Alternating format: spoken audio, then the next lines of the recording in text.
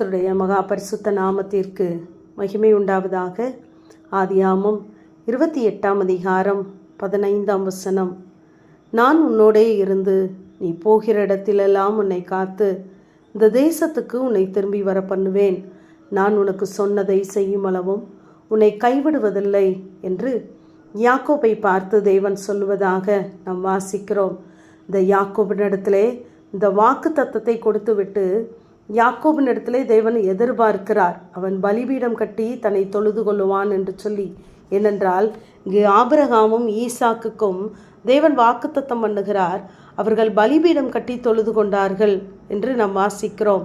ஆதியாகமம் 12ஆம் அதிகாரம் 7ஆம் வசனத்திலே உன் சந்ததிக்கு இந்த தேசத்தை கொடுப்பேன் என்று சொன்னவுடனே ஆபிரகாம் அங்கு பலிபீடம் கட்டி தேவனை தொழுது கொண்டார் என்று நாம் பார்க்கிறோம். ஆதியாகமம் 26ஆம் அதிகாரம் 24ஆம் வசனம் 25ஆம் வசனத்திலே உன்னை ஆசீர்வதித்து உன் சந்ததியை பெருக பண்ணுவேன் என்று கர்த்தர் சொன்னதும் அங்கு ஈசாக்கு பலிபீடம் கட்டி கர்த்தருடைய நாமத்தை தொழுது கொண்டார். ஆகவே ஆபிரகாமும் ஈசாக்கும் தன்னை முழுவதுமாக தேவனிடத்திலே அர்ப்பணித்தார்கள். ஆகவேதான் பலிபீடம் கட்டி தொழுது கொண்டார்கள். ஆனால் இங்கு யாக்கோபு தன்னை தேவனிடத்திலே முழுவதுமாக அர்ப்பணிக்க அவனுக்கு மனமில்லை. அதை தான் தேவன் அவனிடத்திலே எதிர்பார்த்தார்.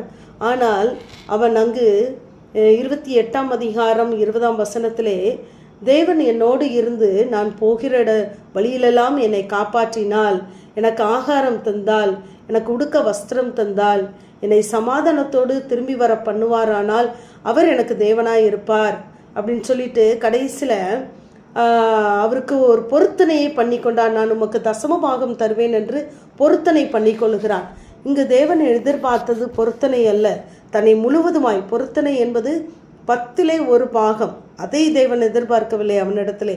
அவனை முழுவதுமாக தேவ சமூகத்திலே பலிபீடத்திலே வைக்க வேண்டும் என்று தான் எதிர்பார்த்தார். ஆனால் அவன் தேவனுடைய எதிர்பார்ப்புக்கு மீறி அங்கு நடந்து கொண்டதை நாம் பார்க்கிறோம். 29ஆம் அதிகாரத்திலே நாம் பார்க்கும் பொழுது அங்கு தன்னுடைய தாயினால் தகப்பனினால் அங்கு அனுப்பப்பட்டு அவன் வந்து கொண்டு இருக்கிறான் தன் தாயினுடைய சகோதரன் வீட்டிற்கு. அங்கு வந்ததும் 29ஆம் அதிகாரம் 11ஆம் வசனத்திலே ராகேலை முத்தம் செய்து சத்தமிட்டு அழுதான் என்று நாம் பார்க்கிறோம். அந்த ராகேலையோ லாபானையோ அவன் முன்பு என்ன செய்யல, அறியவில்லை, பார்க்கவில்லை. இப்பொழுதுதான் பார்க்கிறான். பார்த்த உடனே அவன் என்ன செய்கிறான், ராகேலை முத்தம் செய்து சத்தமிட்டு அழுதான் என்று பார்க்கிறோம். ஆனால் தன்னை தேடி ஒரு தேவன் வந்தார். தனக்கு அவன் பலிபீடம் கட்டி தொழுது கொள்ள வேண்டும் என்று எதிர்பார்த்தார். அவனை இவ்வளவாய் நேர்த்தியாய் நடத்தி வந்த தேவன் அவர்தான். அவர் சொல்லுகிறார், நான் உன்னோடே இருந்து நீ போகிற மடமெல்லாம் வருவேன் என்று சொல்லவதற்கு முன்பதாக தன்னுடைய இருதயத்தை திறக்க அவனுக்கு மனமில்லை. நீர் எனக்கு இப்படிப்பட்டவராய் இருப்பீரானால் நீர் என் தேவனாய் இருப்பீர், நான் உமக்கு பொருத்தனையை தசம பாகத்தை செலுத்துவேன் என்று அங்கு பொருத்தனை செய்கிறார். ஆகவே இந்த சத்தத்தை கேட்டுக்கொண்டு இருக்கிற அன்பான தெய்வ ஜனங்களே, நாம் கர்த்தருடைய சமூகத்திலே நாம் நம்மை முழுவதுமாய் அர்ப்பணிக்கிறவர்களாய் இருக்க வேண்டும். இந்த யாக்கோபை போல மனுஷனுடைய சமூகத்திலே நம்மை நாம் தாழ்த்துவோமானால், நம்முடைய கண்ணீரை நாம் சிந்துவோமானால் அது நம்முடைய பலவீனமாய் பார்க்கப்படுகிறது. அந்த கண்ணீர் நமக்கு கண்ணியாய் மாறி போய்விடும். ஆகவே தேவன் அவனிடத்தில் எதிர்பார்த்தபடி அங்கு தேவனோடு கூட போராடி மேற்கொண்ட பின்பு அவன் என்ன செய்கிறான், 33ஆம் அதிகாரம் 20ஆம் வசனத்திலே பலிபீடம் கட்டி ஏல் எலோகே என்று பெயரிட்டான் என்று நாம் பார்க்கிறோம். ஆகவே நாம் போராடுவதற்கு முன்பதாகவே தேவ சத்தத்தை கேட்கும் பொழுதே தேவன் நம்மிடத்திலே எதிர்பார்க்கிற காரியங்களை நாம் செய்கிறவர்களாய் இருப்போம்.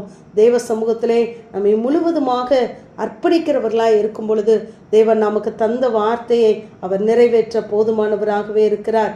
அங்கு யாத்ராகமம் 3:15 சொல்லுகிறார், மோசேயிடம் நான் ஆபிரகாமின் தேவனாய், ஈசாக்கின் தேவனாய், யாக்கோபின் தேவனாய் இருக்கிறேன் என்று சொல்கிறார். அந்த போராட்டத்திற்கு பின்பு ஆகவே நாம் கர்த்தருடைய வார்த்தையை கேட்கும் பொழுதே நம்மை அர்ப்பணிப்போம். கர்த்தர் நிச்சயமாகவே அவருடைய வார்த்தையை நம்மளே நிறைவேற்றுவார். ஆமேன். ஜெபம். பிதாவாகிய தேவனே, குமாரனாகிய இயேசு கிறிஸ்துவின் நாமத்தின் மூலமாய் உடைய சன்னிதானத்தில் வருகிறேன். அவர் எனக்கு சொன்னதை செய்யும் அளவும் அவர் என்னை கைவிடுவதில்லை என்ற வேத வார்த்தையின்படி கர்த்தாவே, நீர் எங்களுக்கு தந்த ஒவ்வொரு வார்த்தைகளையும் நீர் நிறைவேற்றும்படியாய் எங்களை உடைய சமூகத்திலே தாழ்த்தி அர்ப்பணிக்கிறோம். பொறுப்படுத்திக் கொள்ளுங்க, வழி நடத்துங்க. இயேசுவின் மூலம் ஜெபங்க, எங்கள் நல்ல பிதாவே. ஆமேன்.